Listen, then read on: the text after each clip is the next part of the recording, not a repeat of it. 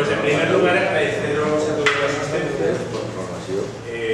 Yo me llamo José Jiménez, soy miembro también de la coordinadora de interinos. La coordinadora de interinos es algo que surge a raíz de los recortes que realiza la Generalitat, que afecta especialmente al colectivo de interinos, con los despidos que hubo este pasado junio. A raíz de ahí decidimos un grupo de gente organizarnos para responder de alguna forma a este ataque, principalmente a los interinos, pero es un ataque que se engloba dentro de un ataque global, que es el ataque a la enseñanza pública.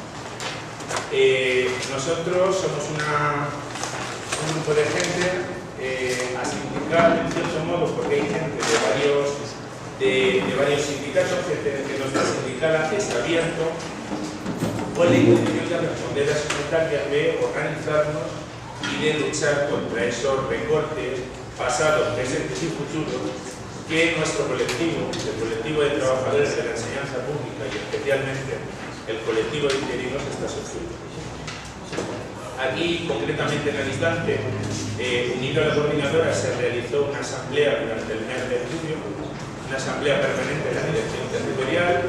Nos encerramos incluso para conseguir una cita con el director territorial, de la que no sacamos nada más que palabras que al final se demostraron que no sirvieron para mucho, esperanzas que al final no llegan. Y lo que tenemos es una situación en la que hay mucha gente que está sin trabajar este año, gente que posiblemente no trabaja y compañeros que se ven obligados a desplazarse o tienen medias jornadas y muchas plazas que no están saliendo, que no se están sacando por parte de Consellería para seguir medidas ligeras, cosa que no solo afecta al colectivo de profesores interinos, sino que afecta también a todo el conjunto de la enseñanza pública, que lo sufren los padres que ven como sus hijos no tienen profesor de determinadas asignaturas, los alumnos, la comunidad escolar, nuestros compañeros funcionarios de carrera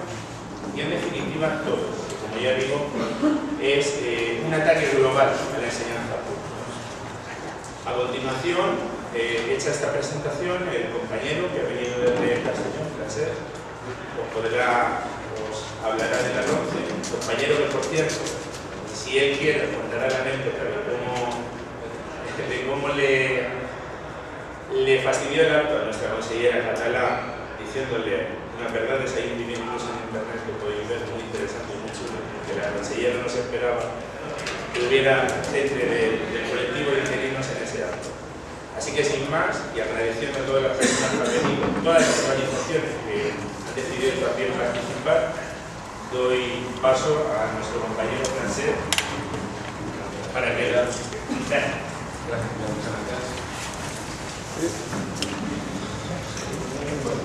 Primero agradecer, muchas gracias.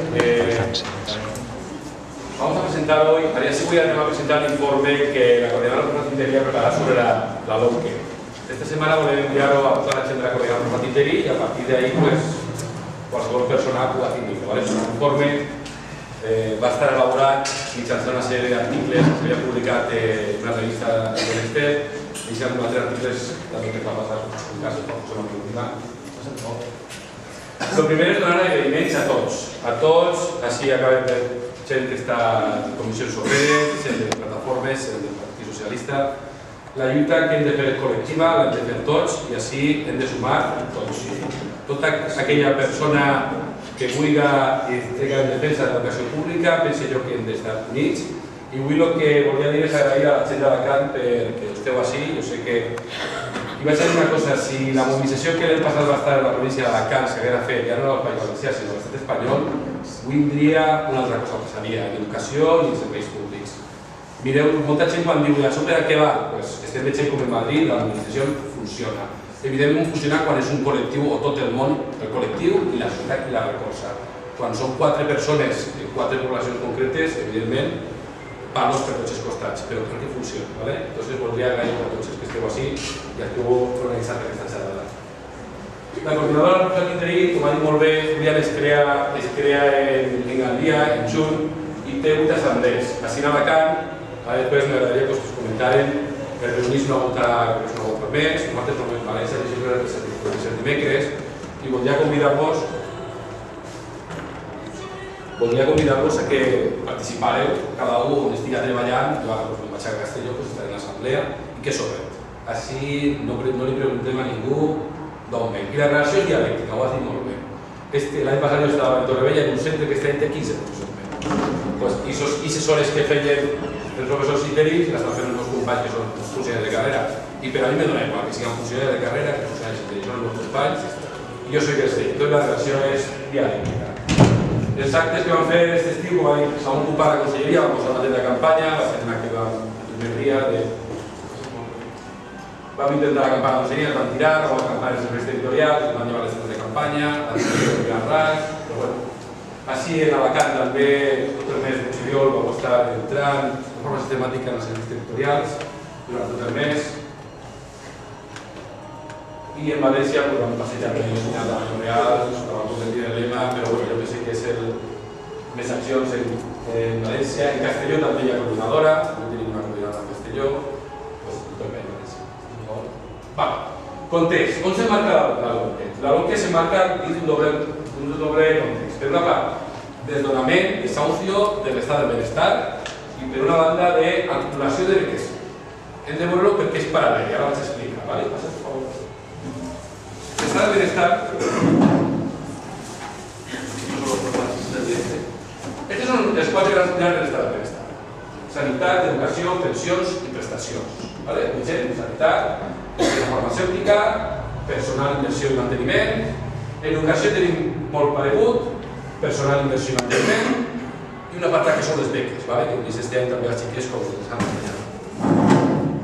Pensions, les jubilacions, passa per jubilacions, sobretot la nova regulació de l'IPC, i després prestacions d'atur, baixos i dependència.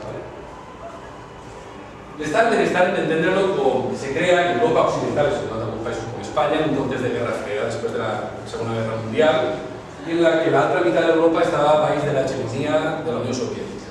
És un pacte entre el capital i el treball, entre el món del capital, les empreses i el món del treball.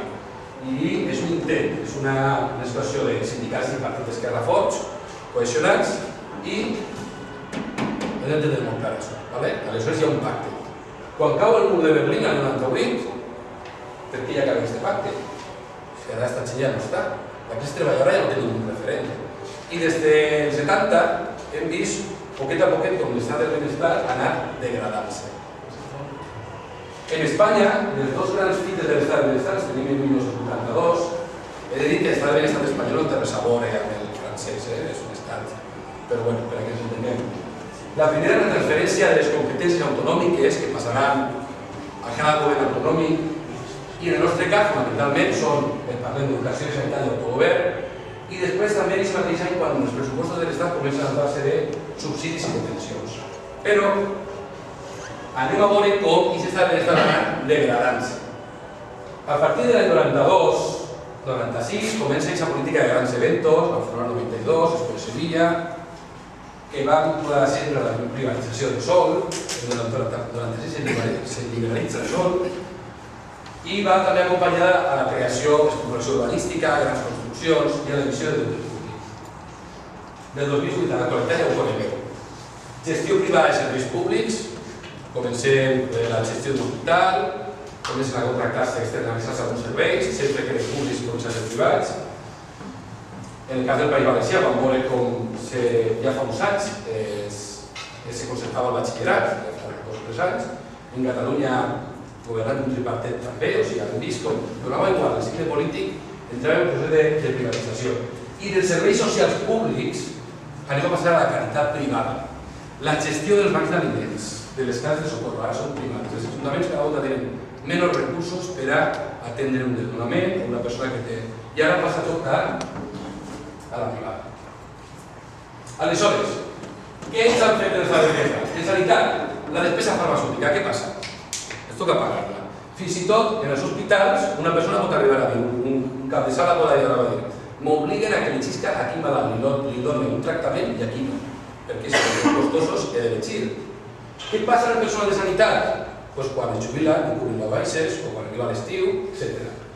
Inversions i manteniment, lo mínim. En educació personal, que han fet este any, bueno, des de 2009, quasi més de 3.000 professors. Inversió i manteniment, doncs, bueno, moltes anem a centres i veiem com està. Les beques, se'ls encarregat de les beques. Vale?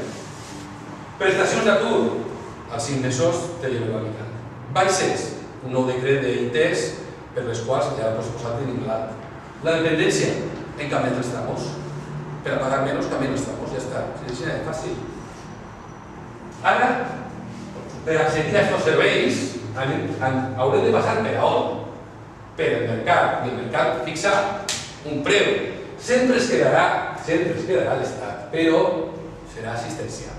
Sempre hi ha un hospital, un institut, i després sempre quedarà també a les herramientas de la caridad que donen de mitjà. Això és el que queda, però pensem que és l'altre. Entonces, aquests serveis públics estan sent transferits. O bé la gestió o bé la seva totalitat. La titularitat privada. Per què és un negoci? Privatitzar per què és un negoci enorme privatitzar un hospital o privatitzar un institut? Primer, és una concessió o venda que no s'ha preu de mercat. És a dir, quan la conselleria de turno agarra un terreny i el cedís a una empresa per construir allí un hospital, no s'ha preu de mercat el que costaria. Sempre és donant una inversió molt més baixa.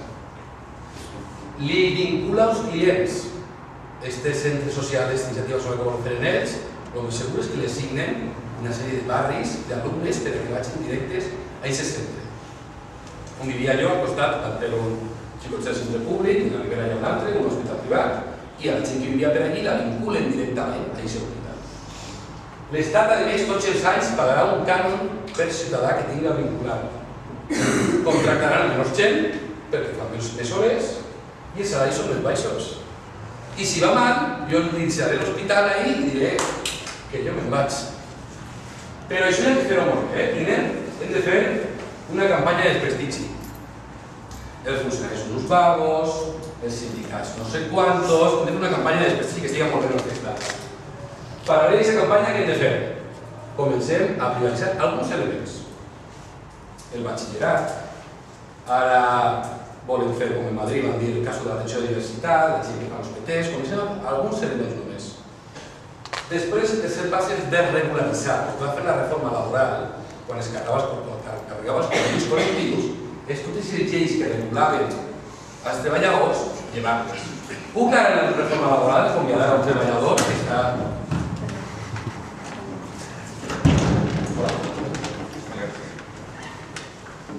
Un treballador que ha agarrat una baixa per una malaltia molt delicada i està 6 mesos, la nova reforma laboral no pot tirar al carrer.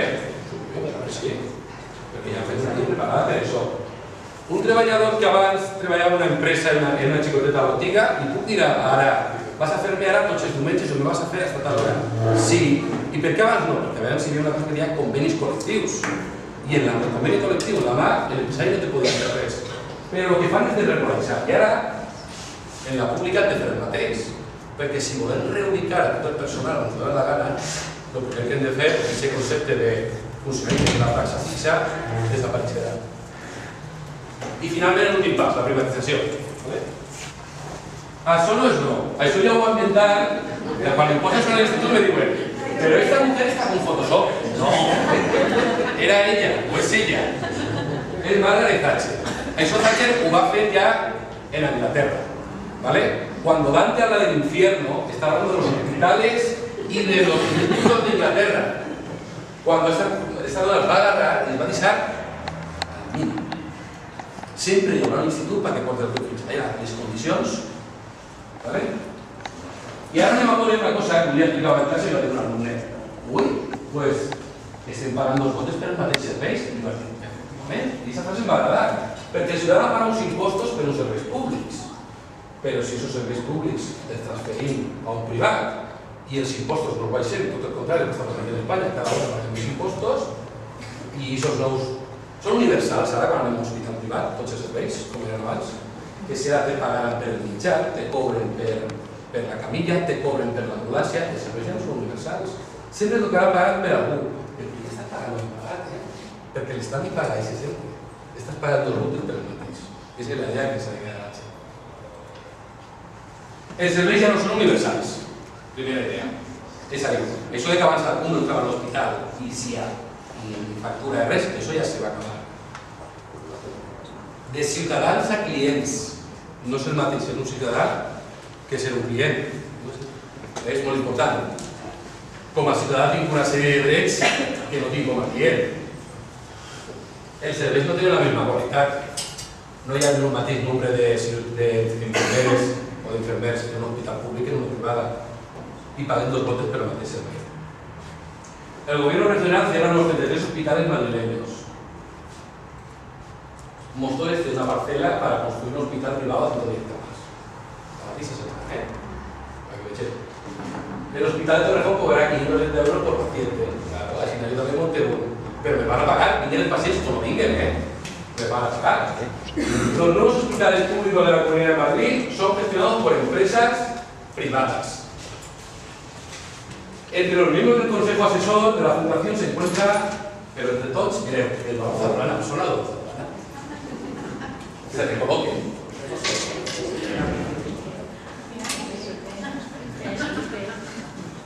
Josep Piqué, José Manuel Romay, estan tots recol·locant-se ara. Però en educació també van a fer el mateix. Centres d'iniciativa social. La Generalitat abre más vías para privatizar la enseñanza pública. Anem a agarrar i anem a cedir un terreno anem a agarrar els de Xina, li cedim el terreno perfectament, a 30 anys, a una empresa i tindrà que gestionar-la. Aquí contractarà funcionaris de carrera o interins? No. Hi ha les llistes que vulgui ahí, controlar que no la gana i pagarà el que no la gana. I podran fer, com canvis que estan en la privada, que van estar 26 i 27 hores de classe, o 30. I si no vols ja saps el que passa, I en alguns centres es fan fer el que se facin autònoms. És curiós i tot. És tot la modalitat de l'educació. Com es troba la comunitat educativa a inici de curs? Esta és la imatge que jo no mostra. ¿Vale? Hem vist com un centre, el Liceu García Lorca, en 3 cursos passa a tindre 200 alumnes més, però, cuidado, que té 15 professors menys i té la meitat del pressupost. Això no és important, com diria el ministre. José Manuel, tu t'expliques molt bé, però han dejado los caballos. És a dir, a les famílies, als alumnes i als professors. Situació de les famílies en 2012-2013. Vale, anem a donar dades. 25% d'atur. 3 milions de persones en situació de risc d'exclusió social o en perill d'exclusió social. No hi ha suficients fons en Espanya, ja ho dic jo, anar a viure. Tenim 2 milions de xiquets que diu UNICEF que viuen per davall de l'umbral de la pobresa. Tenim 500 desnonaments diaris a l'estat espanyol. I anem a veure New York Times, perdona la dada, New York Times va publicar una sèrie d'imatges. Menjadors socials, abarrotats, bancs d'aliments abarrotats, i els polítics aquí, del govern, què van dir? És que és una mala imatge del nostre país. Aquesta és la imatge per a molta gent del nostre país. I altres no la tenim perquè tenim la sort del colchón familiar, perquè si no tendríem que estar també. No se me ha de ningú, Más de 2 millones de niños viven en España por debajo del umbral de la pobreza. ¿Vale? Situació dels alumnes al principi de curs. Classes massificades, encara no tenim professors en alguns centres, reducció de beques. I per què són importants tot això i per què són importants les beques? Les beques havien sigut el gran regulador de les desigualtats socials. Perquè un alumne d'una família socioeconòmicament desfavorable podia perfectament arribar a la universitat i acabar la universitat. Quan li llibem les beques, el que estem fent, la balança d'aquesta desigualtat econòmica cau. I aquesta persona podrà arribar a fer un cicle formatiu, però mai arribarà a fer una carrera. O sigui, mai arribarà a fer una carrera i el cicle formatiu que siga just. Situació del professorat en el curs. Lo primer, el professor se troba que entra en classe i es troba amb més alumnes del que ell pot gestionar. I no és una tonteria. La qualitat, el número és important, una relació de la qualitat i el número. Reduccions salarials vàries i augment de les hores lectives, però aquestes hores lectives que quan a mi m'han donat a mi l'horari són hores lectives del meu company candidat. Aquestes 3 hores que fas de més cada dia, cada setmana, que jo us dic, són les hores que feia un company meu que era interessant. O sigui, estic fent 3 hores més, no me les paguen, però el pitjor del tot. I si 3 hores més són les d'un company que no estic treballant. I és el que hem de començar a pensar. 2.208 professors només aquests cursos. Si vegem l'evolució de l'alumnat del País Valencià de 2009 a 2013, vegem que apenas hi ha una diferència de 423 alumnes. Molt poqueta. Anem a veure quina diferència de professors. 2.776. Dades tretes del Ministeri d'Educació. Però si ens donem compte, la primera gran retallada va produir ja en este curs. Deixa la de darrere, per favor. En este curs va ser el curs que un major increment de la població d'alumnat va implementar al País Valencià. I va ser el primer any ja de retallada. No és una cosa conjuntural. No és una cosa que diuen ara, evidentment, ara van a aprofitar-se un poc més, però no és conjuntural.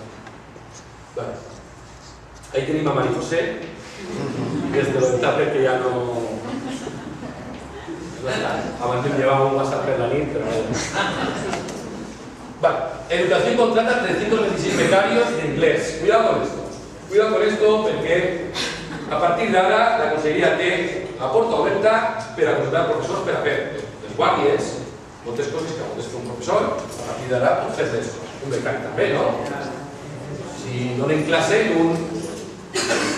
Mireu, se contracten en el cicle infantil, això és una cosa que han fet ara. Contractació fora de les borses. Qui gestiona esta borsa? Perquè la meva per lo menos és pública, però esta qui la gestiona.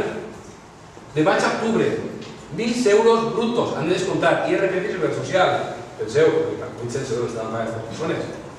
I les oposicions? Quin procés de selecció tenim ahí? Qui controla qui entra i qui no entra? Benvinguts al tutorial Maximó, perdona la paraula. Les meues pronòstics és que aquesta gent va continuar reduint, no han dit moltes voltes, fins a arribar a la xifra dels 45.000 professors. Per a que us feu una idea, ara estem en uns 50.000 professors, però aquesta gent vol reduir més.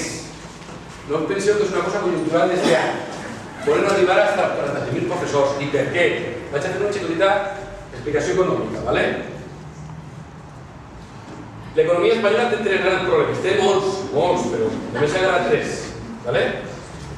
S'ha trencat, des de 2008, s'ha trencat la relació que hi ha entre treball i consum.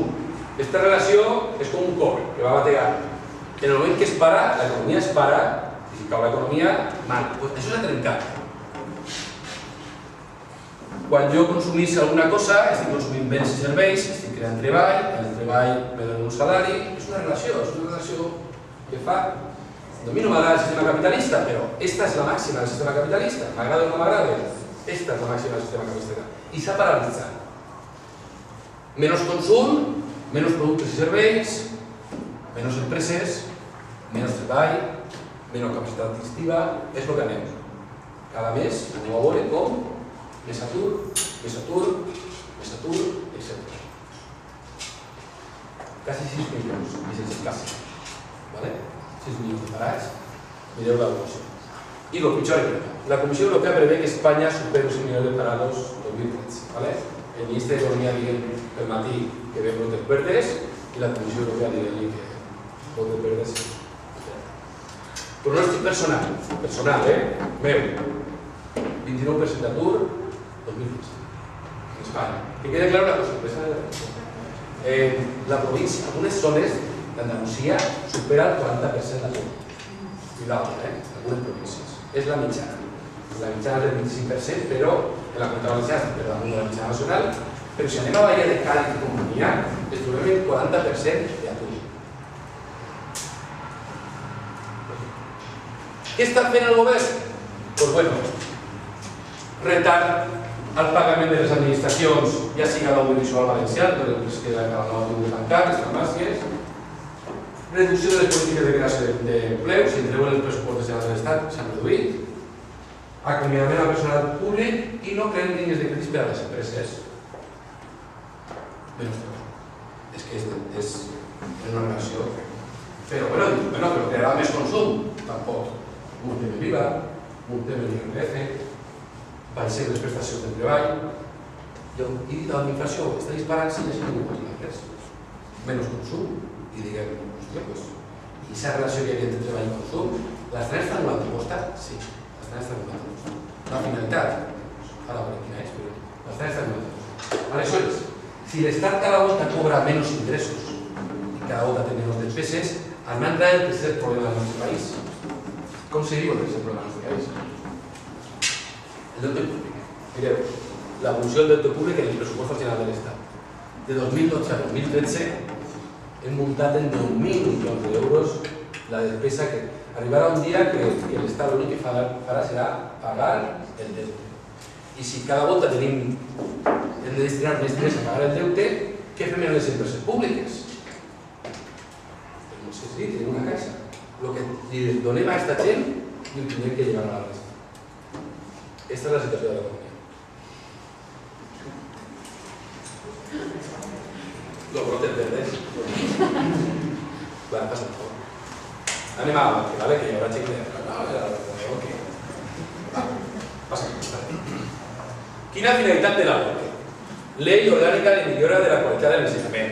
M'agrada més quan és en castellà perquè és Ley Orgánica de Mejora del Capitalismo en l'Ensenyança. Anem a veure com això de públic, cooperació, això de la LOM que només la podem entendre dins d'un context general de reformes. Primera reforma laboral i reformes de les jubilacions, últim govern Zapatero. Segona reforma laboral, govern ja del senyor Rajoy, retalla la sanitat, justícia, dependència, reforma educativa. És tot, un grup. És un paquet, no és una cosa que ara vinga de nou, ¿vale? És un paquet. Hi ha dos grans models educatius. Uno, que planteja un tronc comú, el que tenim nosaltres fins ara i que tenim a Finlàndia, per exemple, tots els alumnes han de fer, sobretot és la primària i la secundària, unes assignatures comuns independentment de la seva formació professional que puguin tindre després. I després tenim un altre model, basat en el model alemany, itineraris.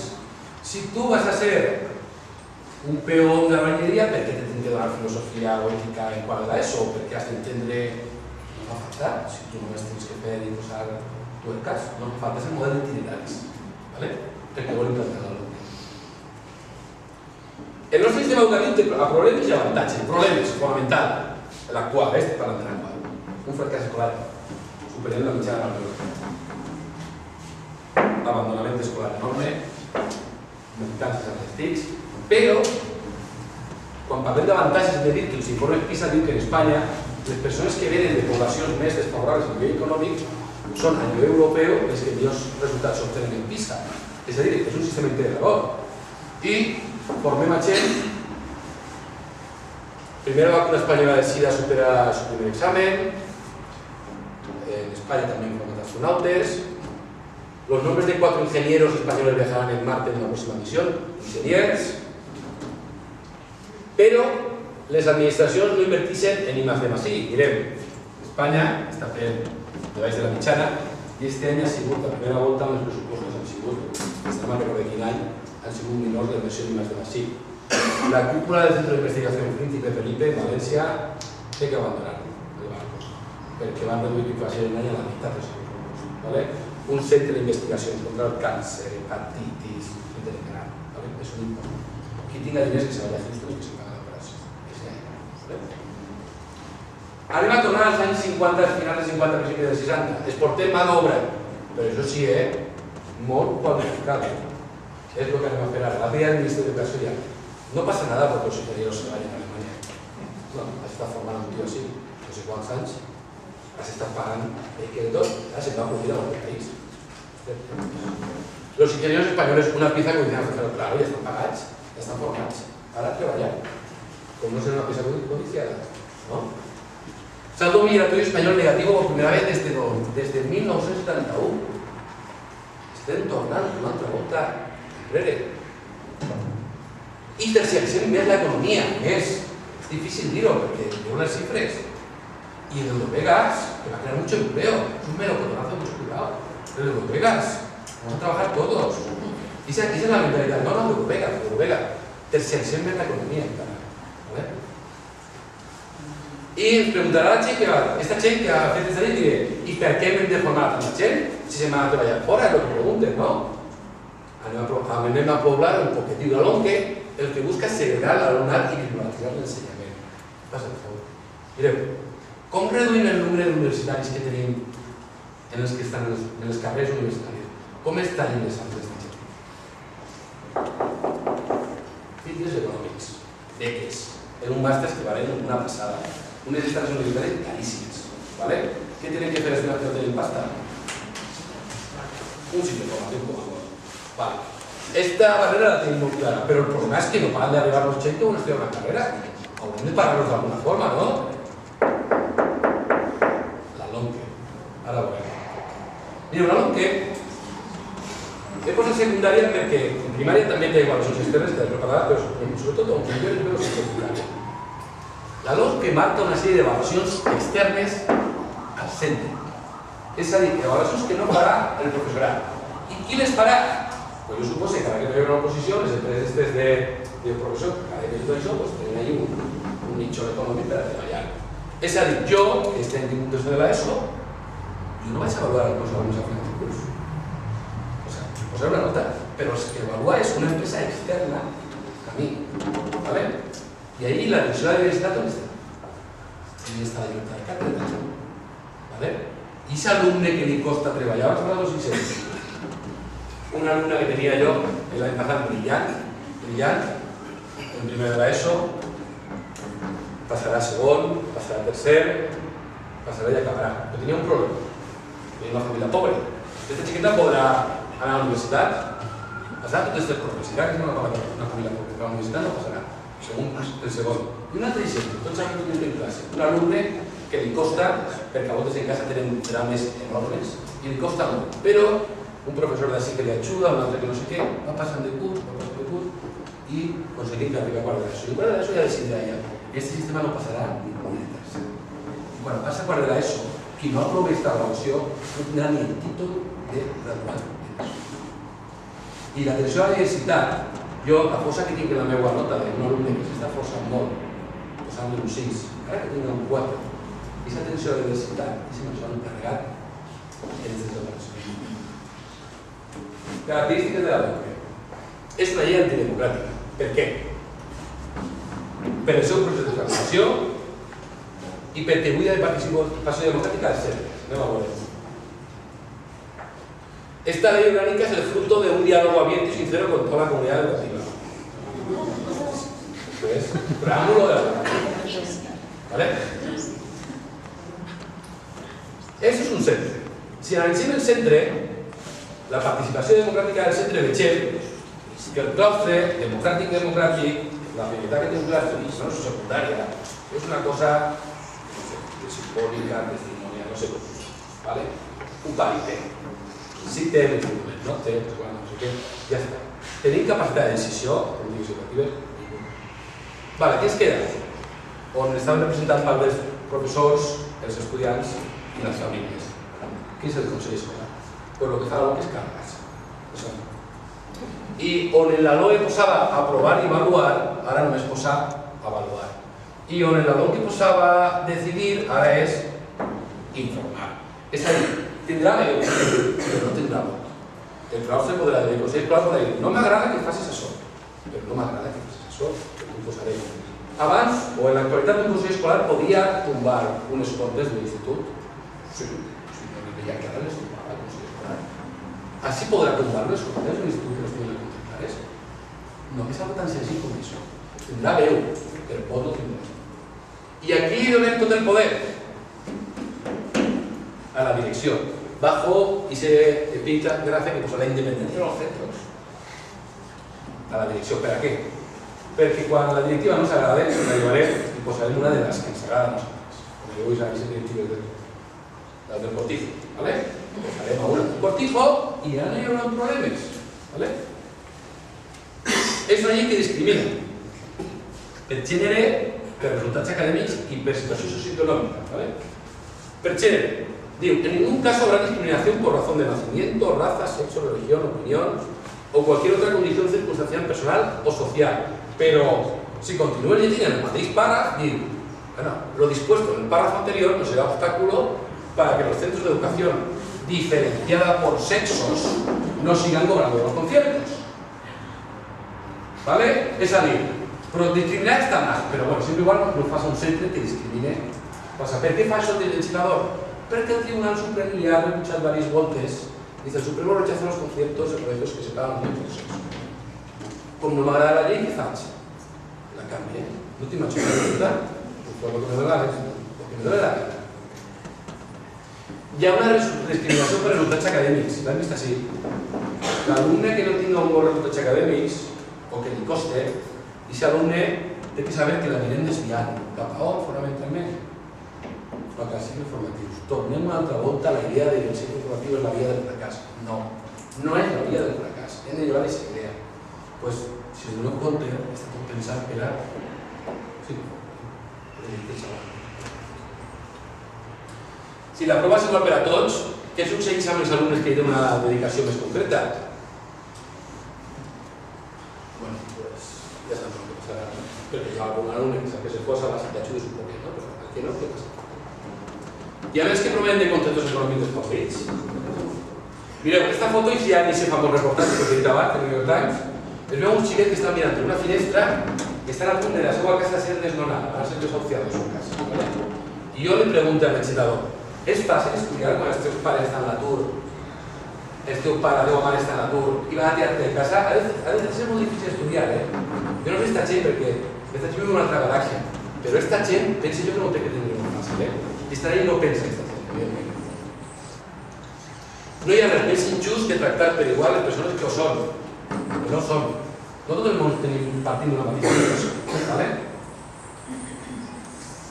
Discriminació per centres, molt perillosa. El legislador dona llum verda a crear centres d'alumnes amb les notes i centres d'alumnes que tenen males notes. Medidas honoríficas tendientes al reconocimiento de los centros, así como acciones de calidad educativa que tendrán por objeto el fomento de la promoción de la calidad de los centros. He de dir una cosa, que avui ho havia una companyia d'un diari que se queria ver entrevistar-nos. És una llei orgànica, ha de ser àmpliament desenvolupada. Així no diu específicament que més que millors notes, però deixa moltes portes obertes a fer-ho. Esta és la llei base que tenen que llegir la resta de les lleis. I el que llegís no m'agrada, perquè deixa massa portes obertes a poder fer això. De dins de l'ensenyança pública, crear guetos públics dins de l'ensenyança, ¿vale? Las acciones de calidad educativa que van a ser competitivas, ¿vale? Supondrán para los centros educativos la autonomía para su ejecución. Ara, els professors que donen classe en la pública tenen que competir aquí, en una situació de desigualtat en els seus resultats, perquè jo he de competir en un públic que tinc, sabeu que en el nostre país, des dels 90, fenomen de la migració. Jo penso que el fenomen de la migració el que va poder fer és l'IKEA i molt del creixement passa que vagi aquest fenomen. Però què ha fet l'administració? Des del primer moment ho va poder portar. Tota la immigració la desviem a la pública. I li diu, clar, no estic parlant en ningú moment. A mi m'encanta que els meus alumnes, quan hem trobat classe de Torrevella, i s'han multiculturalitzat. M'encanta. Però, clar, què fa l'administració? Ho dona tot al públic. I el concertat li obliga a tindre un o dos de classe. Però el concertat no està pagat per els públics. No tindria que ser igual. Tots igual, jo no demano ni més ni menys. Igualtat. Hubo un artículo que va a llegir en un diario de Andalucía, muy curioso, diu, los inmigrantes tendrán reservada plaza en colegios concertados. 3 places per aula tindran reservada. I dins d'aquestes 3 places entra si entra algun alumne que té alguna discapacitat o alguna també està dins d'aquestes places. O sigui que jo en una classe pot tindre, si tinc 28 alumnes, pot tindre 15 alumnes immigrants i a estos els obliguen a tindre només 3.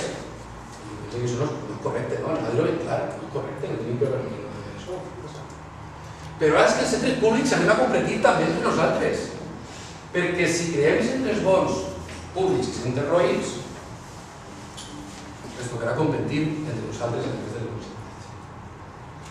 I ara ens diran ells, aquesta idea que tenen de la llibertat. Els pares dels bons estudiants tenen la llibertat de portar els seus fills a centres bons.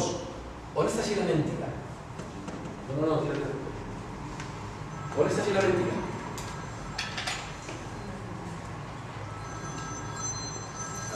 alguna mentida, no? Si jo visc ahir el front, que és un centre roïn, i jo li dic a l'administració que no vull que portar l'alumne a aquest centre, que vull portar-lo a un altre, què me dirà? Porta-lo, gasta la pasta en un cotxe d'8 dies i porta-lo. Això amaga, fes-me el favor, del criteri de la qualitat universal dels centres, perquè tots els centres han de ser bons, al criteri de la qualificació dels centres. Hi haurà centres bons i roïns. I si en la meva casa no tinc prou un centre d'estos bons, jo te dono la llibertat, tu ja fas el que vulguis. ¿Vale? La llibertat on depèn de los cacahuetes que tinguem en la butxaca. Si tens diners, pots anar a un hospital, o a un institut, o a un col·legi. Si no, te tornes. Com podem valorar cada centre? Per les proves diagnòstiques aquestes que hem vist abans.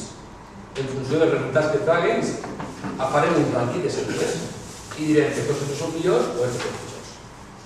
Als Estats Units es va fer una reforma educativa a George Bush que se deia Noche al Lentejano. Ningú xiquet que era igual. De fet, jo penso que esta gent està copiant-la. Igual. Com penso que va quedar la cosa? Qui va eixir així malparat? Però quin sí que és d'on? El barri de Brooklyn, tots els barris que hi havia marginats, allà hi havia escoles concertades? No. On traien pitjors notes? En aquests barris. Sí, a pitjors notes, menys assignació, és un bucle. Aquests són els xiquets que més. I aquestes escoles que donaven més recursos a les millors notes. Dice, ¿quién no tardará en entender aquestes mesures? No passa. ¿Vale? Una llei que busca descohesió i desigualtat social. Mireu, he dit abans, encara que l'informe PISA ens diu que a nivell de prostitució no sé què en el nostre país, ens diu una cosa positiva, i és que els resultats de quan agarren tota la gent, tots els països de la Unió Europea, i trauen els resultats de la gent que ve d'un context socioeconòmic més desfavorable, al nostre país, junt a Finlàndia, són els millors resultats que tenen aquestes persones. Això implica que aquesta gent que ve d'un context més desfavorable, pot accedir, encara que he dit abans que té altres problemes. Aquest model el que fan és augmentar encara més. Però clar, augmentar encara més el fracàs que ja tenim.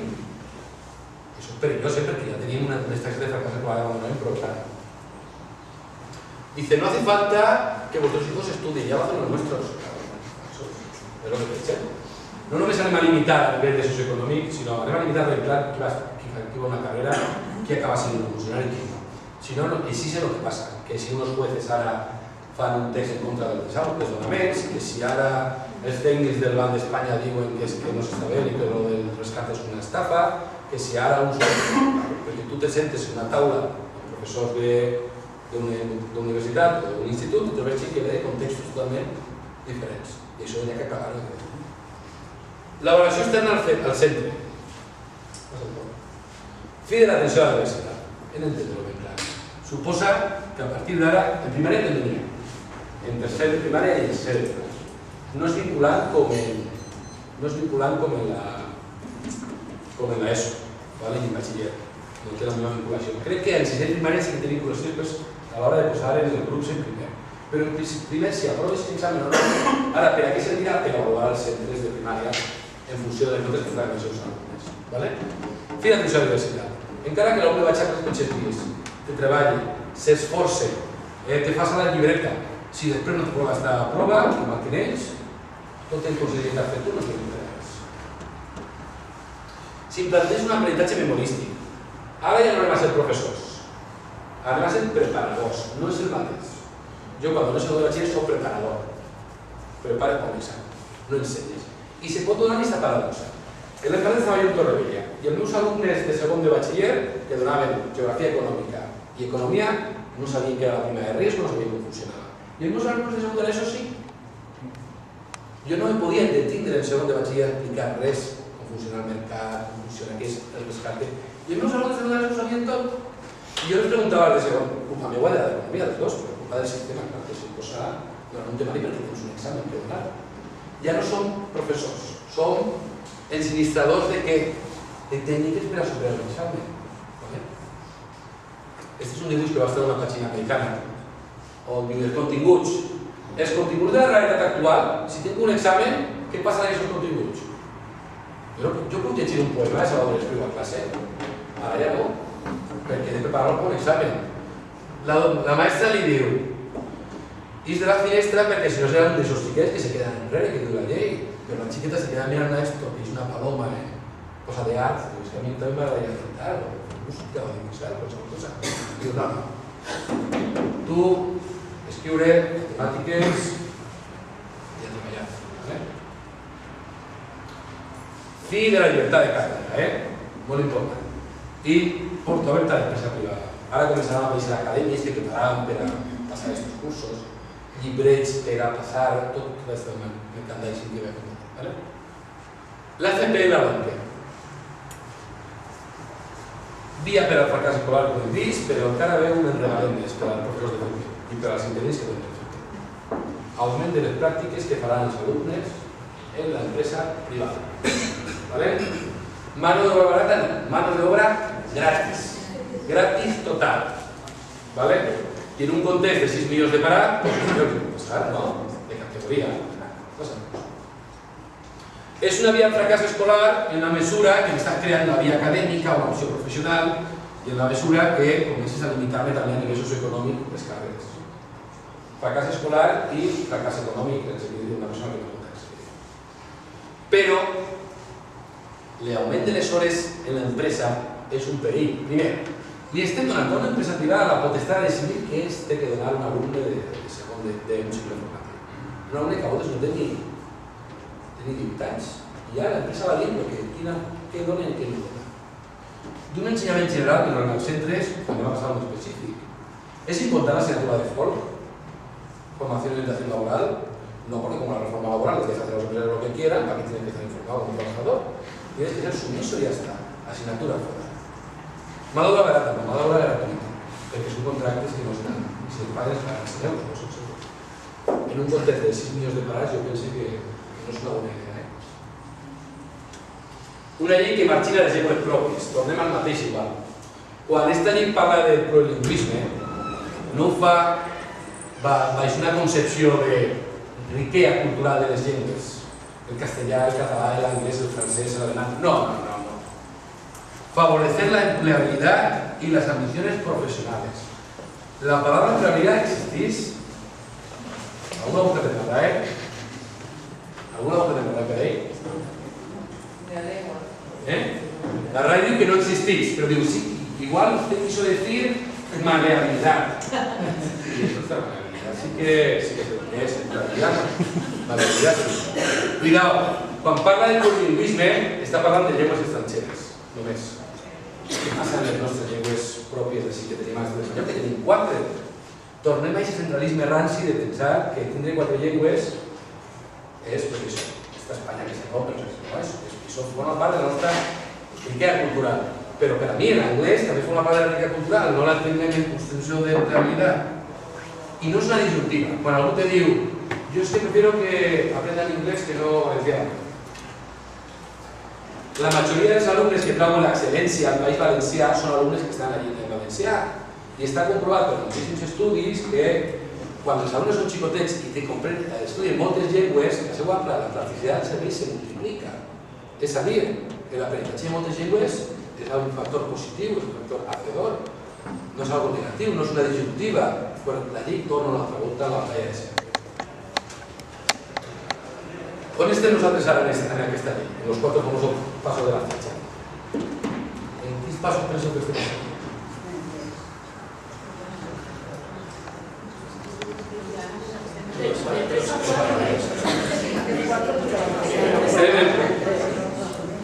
Pensé que estem en tot.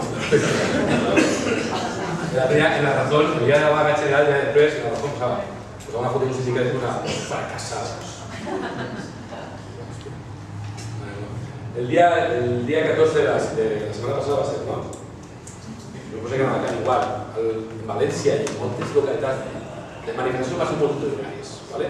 Però per matí, el més important per a mi, i és important fins i tot per les manifestacions, és que tots els barris de la ciutat i molts pobles, els ciutadans van començar a sortir al carrer a protestar.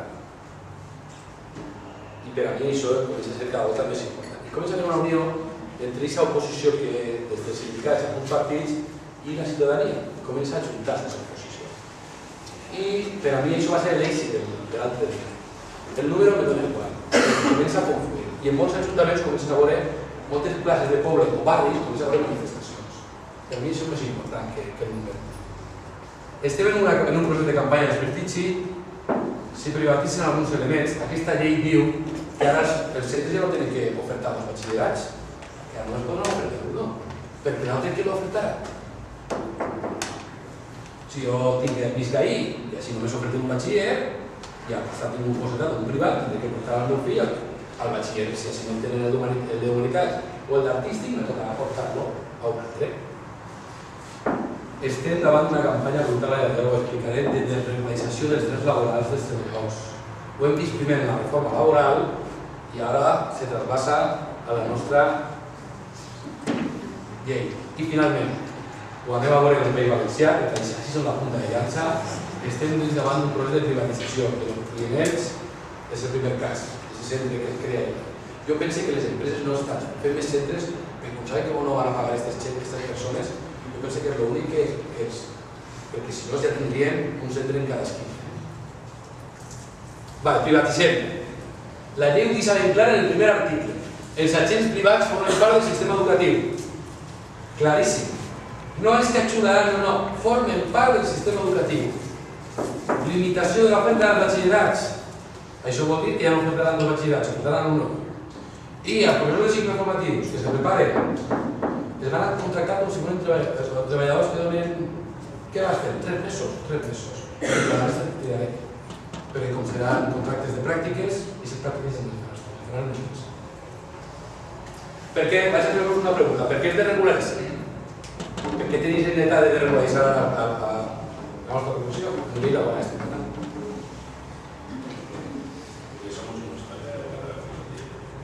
¿Y quién es los obstáculos, sobre todo? ¿Quién?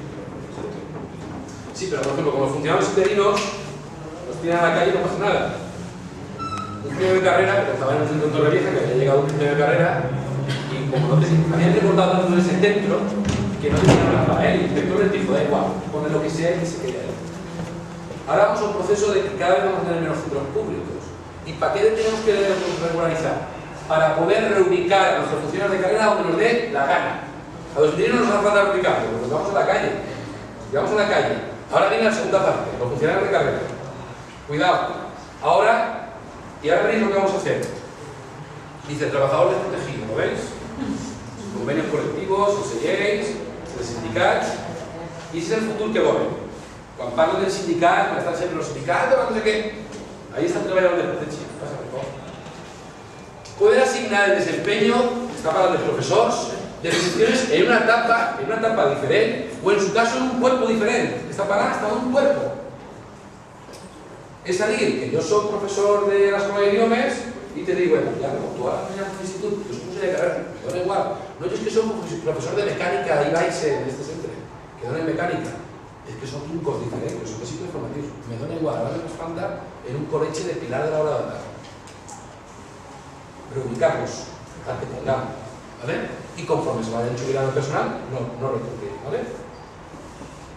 En estos puestos la unidad educativa podrá trasladar al personal funcionario a centros educativos distintos del destino. Digo, se les pagará, no pasa nada, de eso se les pagará, sí, se les pagará. Pero una altra permeta que ens dicen a tots, als membres de carrera dels interims, els directors li donen la potestat de crear una fulla en els requisits per admetre a un treballador en el centre. No, pero es que yo a mí me toca este centre per bolsa. No, ahora ya encara que es el criterio de bolsa ya no servís. Ya, pero es que yo soy funcionario de carrera y tengo 20.000 cursos, tengo no sé cuántos años fecha y no sé cuántos, me da igual. Yo voy a poder contratar a qui vulga, porque yo faré el currículum. Que no es la totalidad de la plantilla, me da igual. I en això que estan creant clientelismes. Per això, quan en alguns centres diuen és que van llevant la pancarta de no les retallades, clientelisme molt clar entre la directiva i el canvi de... I en un clos de voltes dius alguna cosa i la gent comença a echar el cap, perquè clientelisme, clienteles. Dice, cuando exista vacante y financiación adecuada es suficiente, proponer de forma motivada nuevamente a los profesores que, habiendo trabajado en proyectos de calidad, sean necesarios por la continuidad de los mismos. No vull dir això que tots els directives són... No, que quede ben clar, que els directives que possiblement tenen una bona intenció. Però me dona igual, per una ROI, per una només ROI, este criteri no me va. Per una només. perquè sabem que la Comunitat Valenciana el nepotisme com pot arribar a ser, i és donar-li un poder a la directiva i considera que no és democràtic. Hem vist que el funcionament de la directiva no serà democràtic. Quina és la situació del professorat interí? Pues bueno, ahí la teniu. Comencen a contratar becaris fora de la borsa, reducció de l'oferta al batxillerat, amplien les hores de l'empresa privada de cicles formatius i tenen centres d'iniciativa privada. Quina és la ideologia de la DOMPE? Bueno, el d'abans, la situació personal interí, evidentment tots estem mal, però és objectiu dir que el pitjor és que els docents el professorat interí, perquè el que diga, si no, no tindrien que desregularitzar. El professor que arribava a un centre i diria no tinc horari per a tu i no tinc passa res, fem l'horari el que siga, és una carrera. Però si no tenim necessitat. Hem iniciat una reforma del sistema educativo que huía de modelos de debates ideológicos. Esta allí no tiene ninguna ideología, eso es una pedra que tiene una ideología. Hem vist que és antidemocràtica. Hem vist que és neoliberal, privatitza l'ensenyament. Hem vist que té una versió al funcionariat, no es fia dels seus treballadors per a que passin les proves aquestes. Sabeu aquesta gent el que fa? Només acaba la carrera, el que va fer aquesta gent que ha fet aquesta llei. Esperanza Aguirre, Mariano Rajoy, José María Aznar, aquesta gent no ho pot fer. Preparar-se una oposició. És el primer que van fer quan van acabar. I ara, casualment, el que van dir no, si no vull imposto de no sé què de turisme. Aleshores, tot el que has estat aquesta versió, perquè l'acabes a la versió del funcionariat, però tu que tens una plaça fixa. És una llei discriminatòria i classista, molt classista, Partit d'un centralisme ranci. I José Manuel Martín un dia que te va servir. És una llei molt perillosa. I és una llei molt perillosa perquè li promet a tots algo. Als pares les diu, no te preocupes, que van a ser tus hijos a un centro bueno. ¿Quieren, no? A los profesores, no, tú estarás en un centro bueno. No es malo, estarán en un centro que era malo. A tots es promet algo, després no donarà res. Prometir no dar. L'únic que va crear aquesta llei és més fracàs escolar, més abandonament escolar, menys integració i cohesió social i el que és pitjor, menys qualitat. On es volen portar? On penso que es volen portar?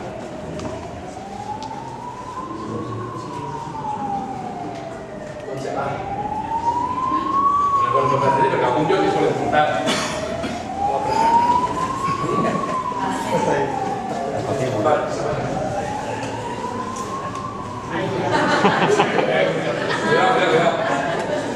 A veure, jo vull oir la risa perquè no vull que siga suelto, però... Paco Raval, Azarías, personatge de los Santos Inocentes. Després d'haver estat 60 anys treballant en un cortijo, al principi de la pel·lícula que li fan a la puta calle. I damunt, quan el seu cunyat, Paco el Bajo, alivia al seu señorito, diu, es que ha despedido a mi cuñado. Dice, yo he tenido 60 años trabajando para mí, aún me tendría que dar un premio. Té dret a pensió, té un trastorn mental, té alguna persona o algo que se passa a càrrec, l'estat ha desaparegut, no hi ha estat. La seva germana, la Règula. Paco el Bajo i la Règula treballen, el pitjor de la seva situació no és la seva situació laboral, és la seva situació de submissió total. Lo que el señorita quiera, lo que quiera el señorito, a mandar. Tiene una chiqueta que té una parálisis cerebral i és chiqueta que la cuida. Ells, perquè així ni dependència ni res. Tenen dos fills, Nieves i el Quilce. Nieves, fugís del cortijo i se posa a treballar en la Unió Europea. I el Quilce en un cicle formatiu farà un taller de vida. Ahí es como bueno. És d'entrar una patada no als 70. No sé si als 50, als 40, no sé què. Pensions? Una misèria, no per viure de misèria. I això sí que haurem de donar-les gràcies per treballar. Sempre. Donar les gràcies per treballar. Què fem? Va, mirem. L'altre dia me preguntaven, ¿es una batalla de publicidad? En Madrid han demostrat que no. en Madrid están demostrant en els hospitals que no és una batalla perdida sempre i quan la classe treballadora que ens movem a tots estem units. No és una batalla perduda. La perdem quan ens dividim, quan comencem a plantejar banderetes i històries d'estes. Ahí és quan ens dividim i ahí és quan és una batalla perduda. Què hem de fer? Doncs mireu, el primer que hem de fer és creure'ns que són funcionaris. Com que comentava una persona, no? El famós dia del tàper a María José, això per a mi no té ninguna importància perquè la importància és si ho hagués fet un treballador del Mercadona, que al dia següent estava en la puta cara. Però nosaltres som funcionaris i ho podem fer. I ho podem fer perquè som funcionaris. És la nostra obligació. I des de 2008 les úniques persones que estan denunciant són, hem vist informes dels jutges, funcionaris del Banc d'Espanya, funcionaris d'Hisenda, estan denunciant aquesta situació i nosaltres hem de fer-ho també. I el primer que hem de fer és el que fa este home, és creure en el que fem tots els dies. Jo crec en la pública. És a dir, encara que tinga que agarrar una cadira i fer una cosa, la faré. Perquè no estem parlant així de formar unes persones per anar a una empresa, no, estem formant persones i ciutadans. I això cada dia, quan anem, igual que un treballador, com a treballadors, no podem anar a comprar a empreses que exploten els seus treballadors, que estem creant una gran incoherència, com a funcionaris i persones que creguem, o encara que no siguin funcionaris, persones que creguem en una ciutadania pública, no podem portar els nostres fills a col·legis privats, ni concertats. No podem anar a hospitals privats ni concertats. No podem. Perquè el dia que ho fem, deixem de creure en la nostra raó de ser, la funció pública. No necessitem líders. Esta dona és Rosa Parks. Lo he dit Rosita perquè sempre parla d'ella en classe. Una dona igual que estic donant el planeta, com ho dic. Rosita. Rosita Parks era una dona, vegeu una pinta perillosa que té, però si l'any 55, en Alabama, en Montgomery, Alabama, decidís, que estava en un autobús, decidís que no li cedia el seu seient a una persona de color blanca, perquè la llei marcava. Tota la gent parla d'ella, però la gent no parla que els negres de la seva localitat durant més d'un any van estar sense agafar els autobusos i l'empresa. I què va tindre que fer a mirar l'empresa? Tenia dues opcions. O tancava o li demanava a l'Ajuntament que per favor canviés la llei, perquè si no els negres no pujaven. I si els negres no pujaven, l'empresa tenia que tancar. No necessitem líders, necessitem companys. Aquest és el nostre gran problema. Necessitem companys. Gent que es veig a la nostra situació i que diga jo per ahir no vaig a passar per mi i per el meu company. Líders n'hi ha molts. L'altre dia en València, el dia de la vaga, van parar no sé quants desnonaments. Gent que es posa davant de la policia, ens peguen, els estudiants a València igual. Companys, líders tenim moltíssim, molt bons en aquest país. Però falta companys, gent que es posa també al seu costat. Rosa Parks en les seues memòries dia, mentre més obeïen, pitjor ens tractaven. Queda ben clar, Esta gent no té mai. Hem de començar a unificar-nos tots. Me dona igual del sindicat que siguin, del partit polític que siga, totes les persones que siguen, per això, aquesta és la política que tenim des de la coordinada del Partit de Llei. A les nostres reunions pot vindre qui vulgui. A València ve fins i tot gent que ve de sanitat i d'altres sectors. Dona igual. És una lluita col·lectiva, és una lluita de tots. Este quadre es va pintar a finals del segle XIX. I el que implica aquí ja no és només que la classe treballadora, és igual que estan d'aparells, que són més, sinó que o estan unificats o no fan res. I hem de fer accions. Accions de denúncia. No ha de quedar un claustre, un consell escolar, un ajuntament del País Valencià, on no alcem la mà i diguem algo tan senzill com m'agradaria que quedara en acta que aquestes plantilles no són suficientment dignes per a poder treballar. Ja està. Denunciar-ho. I no hem d'esperar que ho faci ningú per nosaltres. Hem d'alçar la mà i dir protestes. Hem de tornar a eixir al carrer i a ocupar el carrer com vam fer l'any passat. I accions de consciència com la d'avui, explicar la llei, hi ha que explicar-la. Després, els meus companys tindran així la gent de bancal, que si algú vol veure l'informe que hem preparat, però hem d'explicar-la a les nostres centres. I si nosaltres no sabem explicar-la, quedem en els nostres companys de la coordinadora o els nostres companys del sindicat i els demanem que vinguen i que ho expliquen. Però hem d'explicar-la a tota la societat. Aquesta és el calendari de xerrades, i estem en Equador, Xativa de Castelló la setmana que ve. però convidar-vos a que feu xerrades en els vostres centres, a reunions de veïns, etc. El 15 va ser sempre de manera de fer una xerrada, on sigui. Jo penso que és una llei que afecta a totes i a tots. En la pàgina web, esta setmana que ve, colgaran, de la coordinadora de llei, colgaran l'informe este que estigui, i quin sistema educatiu volem? Jo penso que no hem de renunciar en ningú moment, no hem de ser contra esta gent només. Hem de defensar el sistema educatiu. El públic. I quan diem públic és perquè és universal i és gratuït. De qualitat. I el primer que es tenen que donar són plantilles. I si un ministre se lo podries dir que dona igual que els centres de menos o menos, i centres de menos. Ha de donar-nos de recursos. Fomente les TICs, les llengües, econòmica, còpia, però, i és molt important, els valors no són els valors estos que marcava el legislador, són els valors de la cooperació, de la solidaritat, són els valors que no ens haguem portat a aquesta crisi, millor dir una estafa, perquè si apliquem els valors que ens ha portat a aquesta estafa, a l'educació, estem perduts. Ara m'agradaria acabar a mi, companys, este últim punt, i m'agradaria tornar a la primera part que he dit, reconèixer. Reconèixer el treball que els meus companys i les meves companyes de l'ensenyament públic i del resta de sectors públics fan dia a dia en aquestes classes massificades, que donen el millor dels mateixos.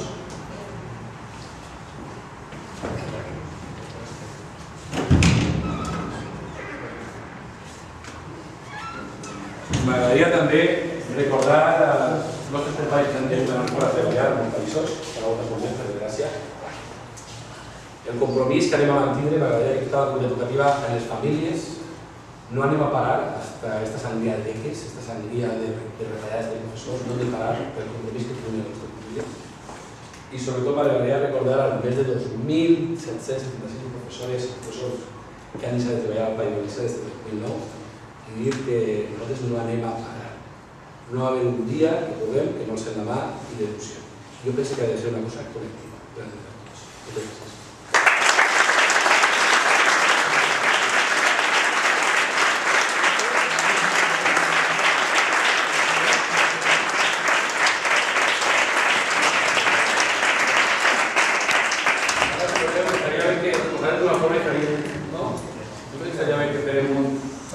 Una asamblea ya que se así, que pagar el yo ya.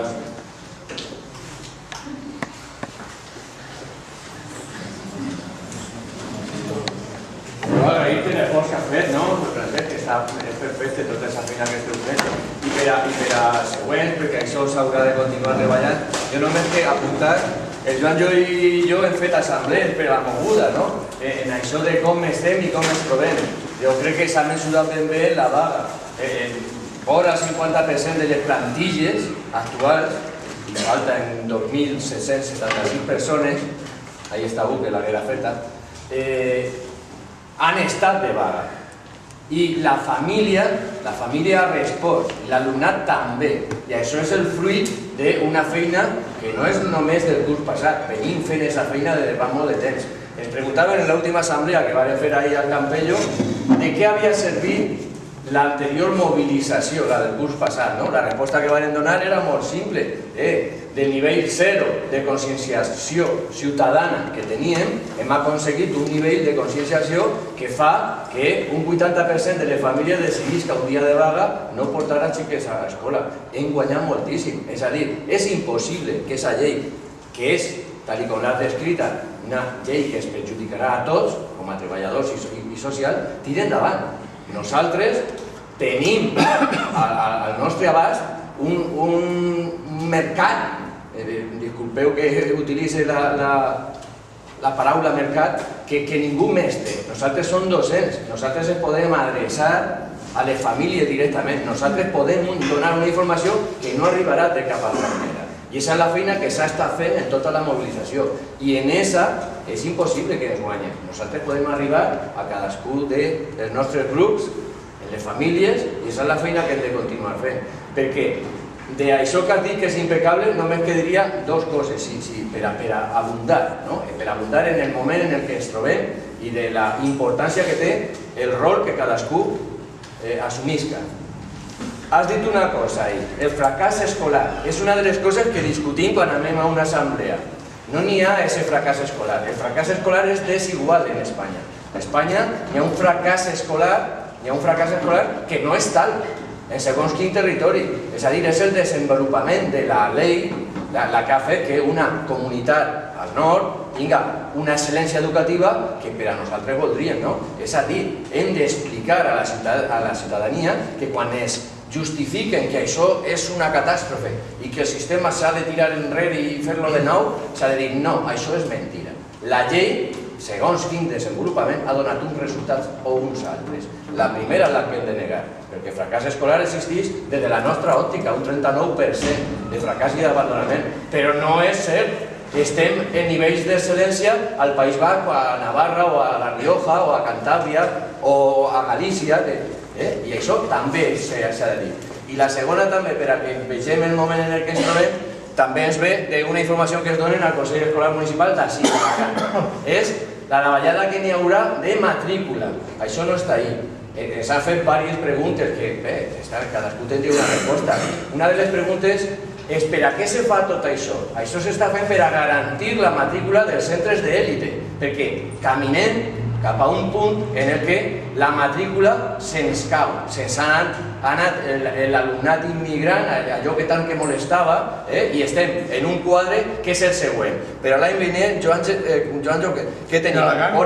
Vora 100 alumnes menys. Això és la planificació de lo que n'hi haurà. Per a d'ací a 2, vora 900 alumnes més. Això de natalitat. Si projectem això a futur, necessiten una llei com la que s'està fent per a garantir la matrícula dels centres d'élite, i per això s'està fent tot. És a dir, se desmuntarà el sistema per a garantir la segregació dels centres de l'Opus, i s'ha de dir així de clar, i per a que els centres concertats de segons quina mena de barri puguen tindre la matrícula que sempre han tingut. I la resta del món, sigui el que siga, a patir. És només que per a animar-nos que només que nosaltres, parlant en el veïnat, parlant en el claustre, parlant en l'alumnat, en l'aula, en la tutoria, al Consell Escolar, només que nosaltres som capaços de frenar això. Ja està, endavant, que perfecte, gràcies.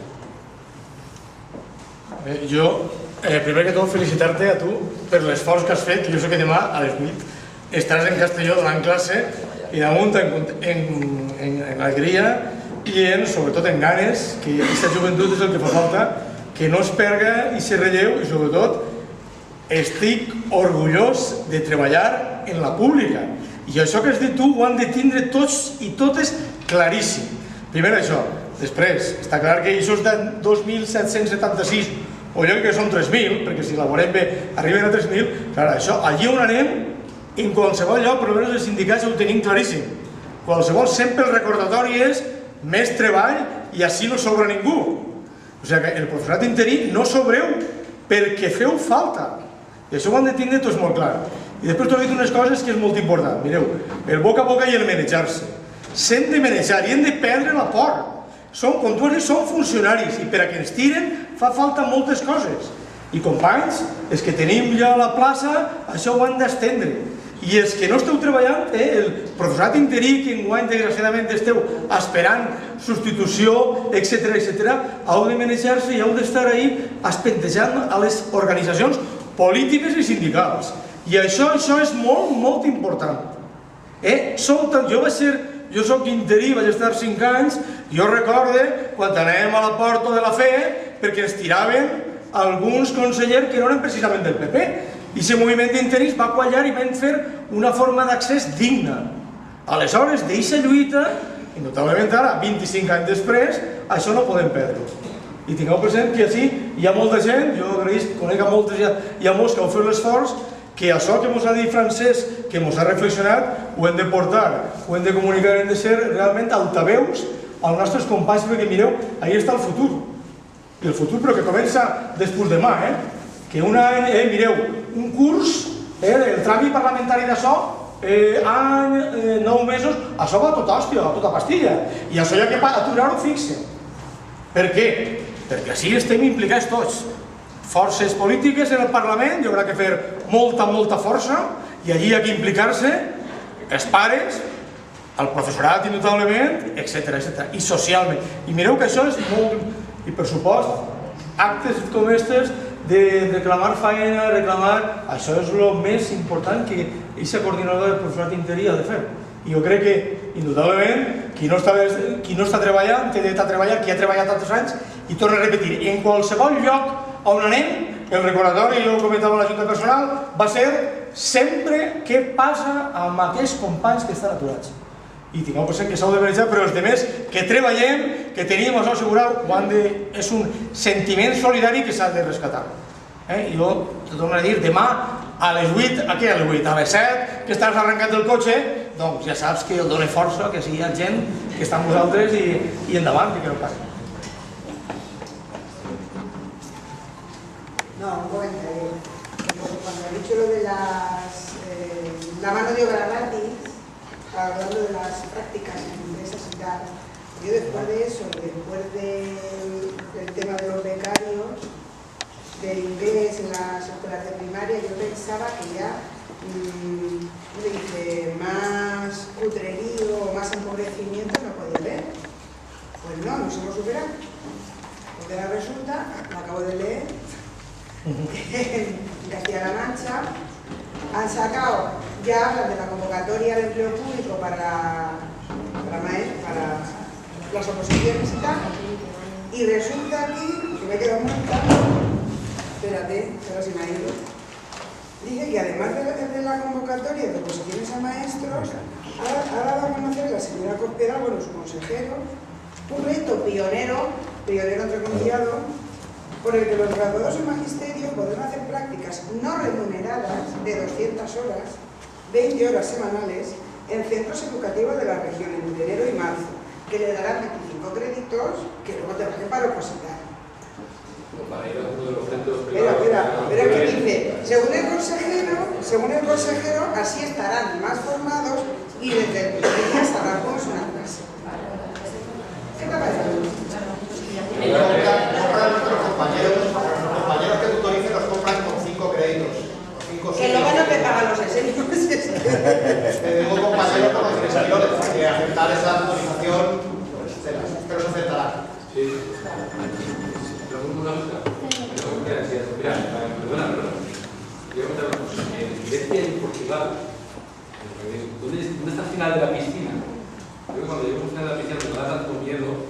En Grecia y Portugal han aumentado las subidas laborales de horas. Las horas han pasado de personas a 40 y algo, 38 a 53 horas semanales. El salario medio, no el mínimo, el salario medio de Irlanda está en 500 euros. Medio. ¿Dónde vamos a llegar? Yo creo que vamos a ir a... Yo como los directores, que hay que ser más reales, que hacer más horas, bajar sueldos. Yo creo que cuando lleguemos a ese final de la piscina, yo lo veo en 2015, lo que veamos alrededor nos da tanto miedo que no tendrá nada que ver con lo que tendrá más que ver con las fotografías que hemos visto antes de los otros inocentes que con... Yo ahora mismo estoy trabajando en el Conservatorio Superior de Música y bueno, estoy en contacto también con el Conservatorio Superior de Danza y o sea, somos considerados profesores de secundaria, lo que pasa es que ahí también hay otros profesores que están contratados como especialistas y eso depende exclusivamente del centro. Y a día de hoy están contratados desde la última semana de septiembre y a día de hoy no han cobrado. O sea, están sin cobrar desde junio. El último sueldo lo cobraron en junio. Me refiero un poco porque es el crear en los mismos centros diversos círculos de privilegiados o de gente con diversos tipos de derechos, ¿no? Y es también la forma de dividir, ¿no? En el caso de los especialistas son un grupo minoritario y son los primeros que van. O sea, y se crea el rollo ese de es que tú eres funcionario interino, tú eres un privilegiado, ¿no? Mientras estés en esa situación. Y es el caso de los becarios en idiomas, en inglés. Y yo tenía una pregunta, ¿cuáles son los plazos de proposición y aprobación de la ley? Creo que querían implementarlo durante este año. Y Durante ese curso escolar, ¿no? para abril, ¿no? Pero entonces lo que sí que al año siguiente se ponía en primero y tercero de Principales. principales. Funciona primero y tercero de la ESO y en primaria y primero y tercero de primaria. Sería la primera implantación. Pero, indudablement, qualque dia, Ignasi, dius alguna cosa? Ignasi, però el que jo comentava és que els partits polítics el que hem de dir és que això s'ha de parar, s'ha d'endarrerir, s'ha de superesmenar i això, mentre la base creix, el Parlament ahí això ho ha de bloquejar i dir-li a la companya que li diem a la Cospedal, en la marxa verda li diem menos mantillas y más plantillas. O sea que eso lo diem com vam anar a Madrid. En el trámite por la pregunta, lo último que había hoy era que se convocaba otra vez la Conferencia Sectorial de Educación para esta semana. Quieren terminar todo el trámite ese de consultas que obliga a la norma, querrán consultar a las comunidades, de nuevo convocarán al Consejo Escolar del Estado, el paripé del que nos levantamos los sindicatos, y todo eso lo van a dejar cerrado para que a la vuelta de Navidad se lance ya en el Congreso y aparezca ya. Es decir, vamos a ser conscientes de que esto en enero tendrá ya forma de proyecto en el que ya vamos a estar hablando de debate, porque ahora mismo es una especie de borrador de proyecto que ha estado en la fase informativa de las comunidades y del Consejo Escolar. Bien, esos son trámites que de ahí pues han tirado atrás dos cositas. Como la noticia de hoy es que tiran lo del Consejo Escolar y lo del Bachillerato de Artes y lo de la centralización. Vale, bien, perfecto. Son el saltar los escollos que le habían salido al paso con 3 comunidades autónomas del Partido Popular que habían puesto objeciones en la anterior reunión. Pero eso lo van a salvar antes de Navidad porque saben bien cuáles son los ritmos educativos y saben bien que nos pillaron a contrapié a la vuelta de Navidad. Ya está, que tengamos esa conciencia. Da igual el trámite, yo de lo que estoy convencido es de que si hacemos nuestra labor, que somos docentes y hablamos de esto con la comunidad, salga o no adelante, la contestación social, si la sociedad está informada de cuánto le va en esto, debe de ser suficiente como para que no tire adelante. La intención, ponerla en marcha el año que viene, será la intención declarada del ministro. Eso era una barbaridad.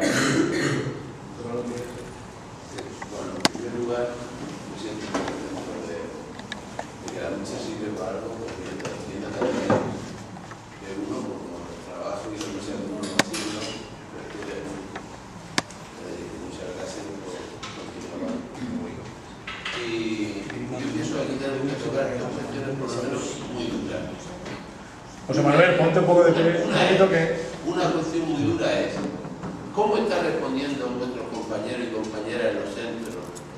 Cuando ven llegar a un becario o ven que una compañera de religión, el equipo directivo la manda a sustituir a uno, nos entristece o nos alegramos de que nos vamos una horita más a fumar un cigarro por el patio. Estamos denunciando ese tipo de cosas. ¿Qué ocurre en aquellos centros que hay una baja? Y en vez de convocar a los padres en una asamblea por la misma noche para denunciar que esos niños se han quedado sin maestro, vamos y cubrimos sin ninguna molestia las instituciones vamos los días que nos manda el equipo directivo sin poner ni un mínimo grado de enfado. ¿Por qué hemos quitado las pancartas que teníamos en los centros, incluso aquellas que ponían estimamos la escuela pública? Eso era un delito. Que en un centro haya eso debía ser la entrada de cualquier centro público. Te queremos, todos los que trabajamos dentro. Hagamos un poco de reflexión nosotros y nosotras sobre el tema, cómo estamos colaborando con esta gente. Una reflexión que quería hacer. La segunda es que transmitáis a todo el mundo que lo que ocurre no es un accidente, es una obra de ingeniería hecha a cosita hecha, porque ellos no sufren. Cuando dicen que esto lo padece toda la sociedad, es mentira. Sufrimos los que sufren. Y estos que sufren y los que nos sentimos de verdad solidarios con ellos, tenemos, como él ha dicho muy bien, que estar unidos. Pero unidos hasta unos niveles tan grandes, que lo tenemos que demostrar en la práctica diaria. En nuestro pueblo, cuando a alguien tiran de su casa, ¿dónde estamos? ¿Dónde estamos? Cuando alguien no puede pagar los medicamentos, cuando esa mujercica, ese hombre que ya ha dejado de que alguien vaya a ayudarlo y por la noche vamos y está sin limpiar desde las 6 de la mañana, eso a los maestros ya no les está tocando. Y acabo con una cuestión. Nos preguntaba la gente cuando hemos estado sacando la huelga general, ¿qué vais a hacer? Se refería a los sindicatos. ¿Qué vais a hacer después de la huelga general? Yo voy a ofertar lo que tendríamos ya que empezar a hacer. No dar la apariencia de que vivimos en una sociedad democrática. Vivimos en un régimen totalitario. Totalitario. Y cuando estamos en una mesa de esas que llaman, entre comillas, negociación, estamos validando al régimen. No debemos de ir a ningún sitio mientras que mantengan esa ley en marcha. Será una vergüenza. Yo no estaré nunca en ese sitio, lo garantizo. Mientras que esta ley se dé, yo no puedo estar al lado haciendo un parche de negociación a ver si me dan algo a cambio. Y vosotras y vosotros sois los que lo tenéis que denunciar si eso no es.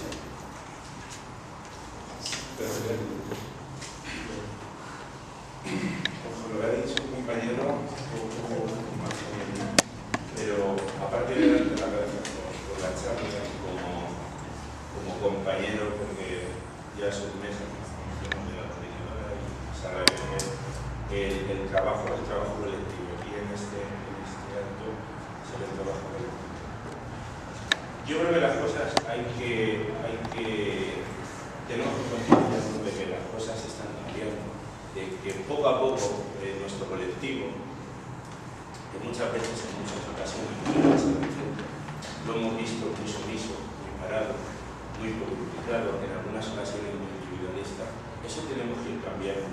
Eso no se va a cambiar por arte de magia. Quien no es implicado, a veces hay que tirar de él. Todas las luchas, todas las peleas, todos los derechos que se han conseguido a base de lucha. No se ha conseguido en una mesa, como decía el compañero, negociar.